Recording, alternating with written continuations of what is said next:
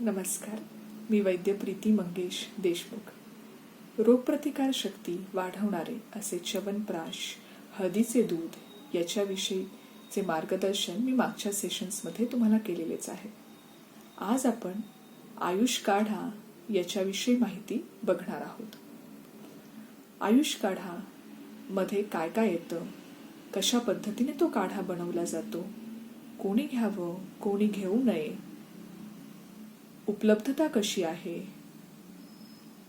त्याचे काही side effects होतात का, प्रत्येक घटक द्रव्याचा उपयोग कशा पद्धतीने आयुष काढ्यामध्ये होतो आहे ते आज आपण सविस्तरपणे बघणार आहोत. सगळ्यात पहिले आयुष काढा कसा बनवावा. आतापर्यंत आपण प्रत्येकाने घरच्या घरी हा बनवण्याचा प्रयत्न नक्कीच केला असणार. त्यामध्ये तुळशीची पानं 5 ते 6, दालचिनी पावडर अर्धा चमचा, तुकडा स्वरूपात असेल तर अर्धा इंच, काळी मिरी 1 ते 2, सुंठी पावडर अर्धा चमचा, काळे मनुके 5 ते 6, गूळ चवीप्रमाणे. हे सगळे एकत्र करून बत्त्यात कुटून घ्यावे. कुटून झाल्यानंतर एका भांड्यात घेऊन त्यात 4 कप पाणी घालावं व 2 कप आटेपर्यंत उकळून घ्यावं. उकळल्यानंतर त्याच्यामध्ये साधारणतः अर्धा लिंबू पिळावं. शक्यतो काढा थोडा कोमट झाल्यावर लिंबू पिळावं, कारण त्याच्यामधलं जे काही व्हिटॅमिन सी हे कंटेंट असतं तर उष्णतेमुळे त्याचं प्रमाण कमी होऊ शकतं आहे. हा काढा 4 व्यक्तींचं प्रमाण असं सांगितलेलं आहे. आता कुठल्या कुठल्या स्वरूपात हा काढा उपलब्ध आहे ते आपण बघूया. साधारणतः सॅशे स्वरूपात वेगवेगळ्या फार्मसीजचा आयुष काढा उपलब्ध आहे. ते सॅशे गरम पाण्यात साधारणतः 10 ते 15 मिनिटं टाकून ठेवता येतं आणि त्याच्यानंतर हा काढा साधारणतः घेता येतो. त्याच्यानंतर चूर्ण स्वरूपात, डिस्पर्सिबल टॅबलेट स्वरूपात ही हा काढा उपलब्ध आहे. आता हा काढा कधी घ्यावा. काढा सकाळी नाश्त्यानंतर आणि रात्री जेवणानंतर घ्यावा किंवा संध्याकाळी काही खाल्ल्यानंतर घेतलं तरी चालेल. शक्यतो उपाशीपोटी हा काढा घेऊ नये, कारण याच्यातली औषधं तीक्ष्ण उष्ण असल्यामुळे त्याने पोटात आग पडल्यासारखं होऊ शकतं आहे. आता हा काढा कोणी घ्यावा. साधारणतः जे हेल्थकेअर वर्कर्स आहेत, डॉक्टर्स, नर्सेस, हॉस्पिटल स्टाफ, ज्यांना रेग्युलरली हॉस्पिटल्समध्ये जावं लागतं आहे, त्याच्यानंतर ज्यांना कंटिन्युअस एक्सपोजर आहे, काही ना काहीतरी कामासाठी बाहेर जावं लागतं आहे, ज्यांना वारंवार सर्दी, खोकला ह्या स्वरूपाचा त्रास आहे, त्याचप्रमाणे अस्थमाचा त्रास आहे, त्यांनी हा काढा रेग्युलर स्वरूपात दिवसातून 2 वेळा घ्यावा. आता आपण बघूया हा काढा कोणी घेऊ नये ते. साधारणतः ज्यांना पित्ताचा त्रास आहे किंवा मासिक पाळीच्या वेळेस अंगावरून खूप जात आहे, छातीत जळजळ, मळमळ, घशात आग पडल्याप्रमाणे होते, पोटात आग पडल्याप्रमाणे होते किंवा अपचनाचा त्रास होतो आहे, त्यांनी हा काढा घेऊ नये. तसेच जर हा काढा घेतल्यावर पित्त वाढल्याची काही लक्षणं दिसत असतील तर नक्कीच त्यांनीही हा काढा घेऊ नये. आता तुम्ही विचाराल की ह्या काढ्याचे काही दुष्परिणाम आहेत का. तर आता सध्या आयुष काढा जे मोठ्या प्रमाणात घेतलं जात आहे त्याच्यावरून काही निष्कर्ष निघालेले आहेत व त्याच्यावरून काही साईड इफेक्ट्सही लक्षात आलेले आहेत. ते म्हणजे काही जणांना स्किन रॅशेस दिसून आलेले आहेत, खांद्यावर, अंगावर, काखेमध्ये. तसंच छातीत जळजळ, मळमळ, उलटी, जुलाब होणं, आग पडल्यासारखं होणं ही साधारणतः साईड इफेक्ट्स लक्षात आलेले आहेत. तसेच जर खूप जास्त प्रमाणात किंवा ह्या औषधांचं प्रमाण, विशेषतः काळी मिरी, दालचिनी यांचं जर प्रमाण जास्त प्रमाणात वाढवलं तर ही साईड इफेक्ट्स जास्त प्रमाणात दिसून येतील. तर हे जे घटक द्रव्य सांगितलेले आहेत, ज्या प्रमाणात आत्ता मी तुम्हाला सांगितलेलं आहे त्याच प्रमाणात तुम्ही घ्या, म्हणजे कुठल्याही प्रकारचे साईड इफेक्ट्स न दिसता तुम्हाला हा आयुष काढा आरोग्यदायीच ठरेल. आता आपण आयुष काढ्यामधील औषधांविषयी सविस्तर बघणार आहोत. ती का बरं आयुष काढ्यात वापरली गेली असावी याचाही अंदाज आपल्याला नक्कीच बांधता येईल. पहिली तुळस ही रोगप्रतिकार शक्ती वाढवणारी, लंग टॉनिक, क्लिअर आणि कम्फर्टेबल ब्रीदिंग करणारी. लिनोलिक ॲसिड त्वचेसाठी उपयुक्त. तसंच व्हॉलटाईल ऑइल्स रोगप्रतिकार शक्ती वाढवून कुठलेही आजार होऊ नये अशा दृष्टिकोनातून. तसेच बॉडी टेम्परेचर नॉर्मल राखणारी. दुसरं औषध दालचिनी.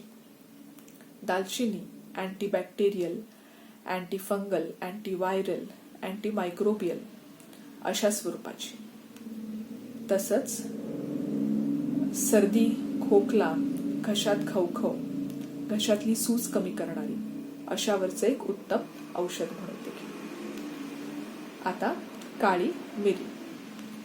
काळी मिरी अँटीमायक्रोबियल, अँटीफंगल, अँटीव्हायरल, तसंच घशातली सूज कमी करणं, त्याच्यानंतर सर्दी, खोकला याच्यावरही. तसंच तुम्हाला जर लक्षात असेल, हळदीमधलं क्युकुरमिन नावाचं तत्व शोषून घेणारी अशी ती काळी मिरी. सुंठ. सुंठ तुम्हाला लक्षातच असेल, सुंठ वाचून खोकला जात नाही. तर सुंठ हे खोकल्यावरचे एक उत्कृष्ट औषध म्हणून वापरलं जातं.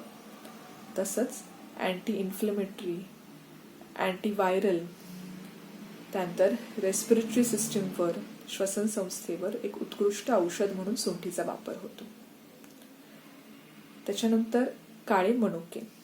काळे मनुके हे इम्युनिटी वाढवणारे, हिमोग्लोबिन वाढवणारं, तसंच डिटॉक्सिफाय किंवा आपल्या शरीरातले टॉक्झिन्स बाहेर काढून टाकणं, त्याचबरोबर एक इन्स्टंट एनर्जी म्हणून देखील काळे मनुके खूप चांगल्या पद्धतीने काम करतात. आता लिंबू आपण जे वरून पिळणार आहोत. लिंबू it is rich in vitamin C. Antioxidants भरपूर प्रमाणात असल्यामुळे व्याधी प्रतिकार शक्ती वाढणं.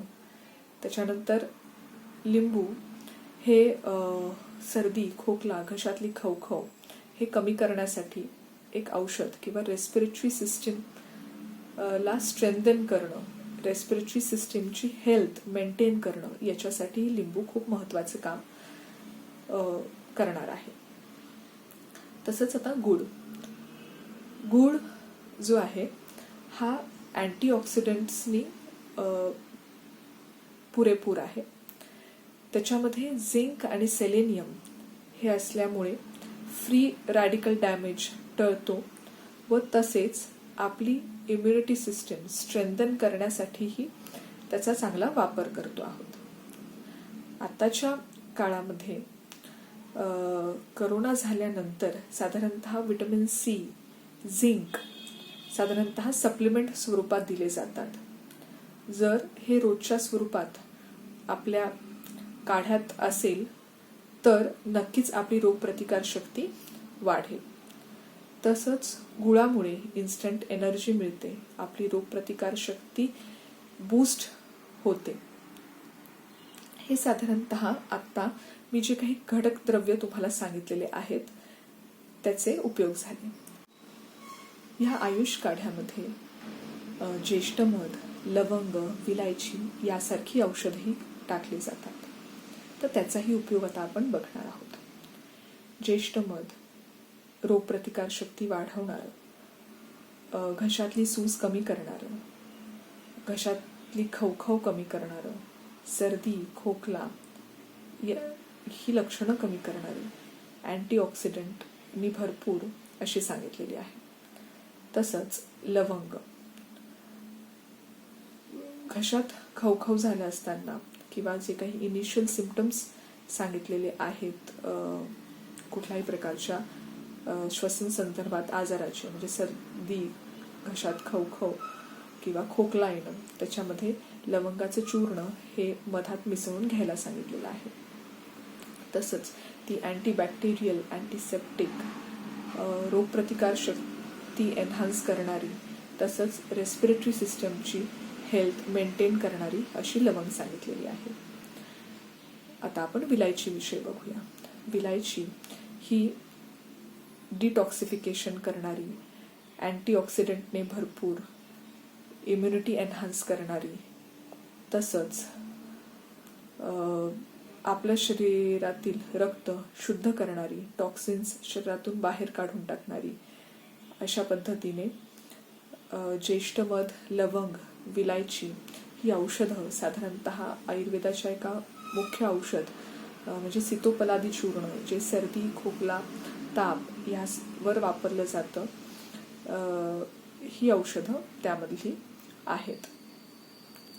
आता आपण जर एकंदरीत या सर्व औषधांचा उपयोग बघितला तर साधारणतः ते रोगप्रतिकार शक्ती वाढवणारे, antiviral, antifungal, antibacterial, antimicrobial, anti inflammatory अशा स्वरूपाची औषधं आहेत की जे प्रामुख्याने श्वसन संस्थेवरच्या आजारांसाठी नक्कीच उपयुक्त ठरेल.